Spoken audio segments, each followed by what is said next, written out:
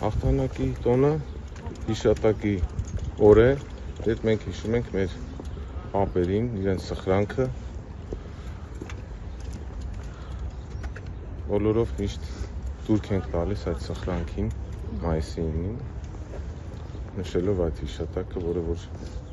երբեք չենք մոռանա։ Պարոն Սաֆարյան, դուք հաշտ եք, որ այլևս եռատոն չէ այսօր։ Ես նշեցի այսօրվա խորհուրդը, ավելացնելու բան չունեմ։ Մենք այս տոնը Հայաստանը Ռուսաստանի հետ միասնաբար նշել է երկար տարիներ, այս պահի դրությամբ այս տոնի զուգահեռ դուք նկատում եք հայ-ռուսական հարաբերության լարվածության պատճառով որևէ ճգնաժամ Հայաստան-Ռուսաստան հարաբերությունները։ Հայ-ռուսական հարաբերությունները ունեն երկար պատմություն, ներկայիս դրությամբ որոշ խնդիրներ կան, որոշ հարցեր կան, որոնք մենք քննարկում ենք մեր ռուս գործընկերների հետ։ Ես չէի անվանի դա ճգնաժամ։ Բոլոր այսպիսի իրավիճակներում, երբ աշխարհում կան այսպիսի զարգացումներ, նորմալ է, որ առաջանում են հարցեր միմյանց նկատմամբ, եւ մենք փորձում ենք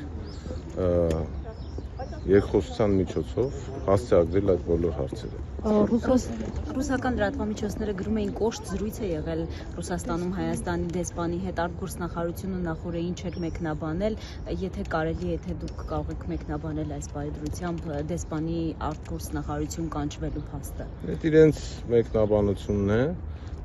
դեսպանը կանչվել է, փոխանցել են հայտագիր, եթե կարիք լինի, մենք դրան կպատասխանենք։ Բովանդակությունը ինչ է հետաքրքիր։ Կապված էր այստեղ կայացած գագաթաժողովի հետ։ Հնարավոր է սրանից հետո հայ-ռուսական հարաբերությունները վատ տարածում նկատվի հայ-ռուսական հարաբերություններ Զելենսկու այցից եւ այլ հայտարարություններից հետո ըստ էության կկրկնեք ձեր հարցը։ Այս ֆոնին եւ դեսպանն է կանչվում Զելենսկու հայտարարությունների վերաբերյալ մտահոգություն չունի հայկական կողմը, որ հնարավոր է սրացումներ նկատվեն հայ-ռուսական հարաբերություններում։ Այս պայդրությամբ մենք նորմալ կոնտակտի մեջ ենք մեր ռուս գործընկերների հետ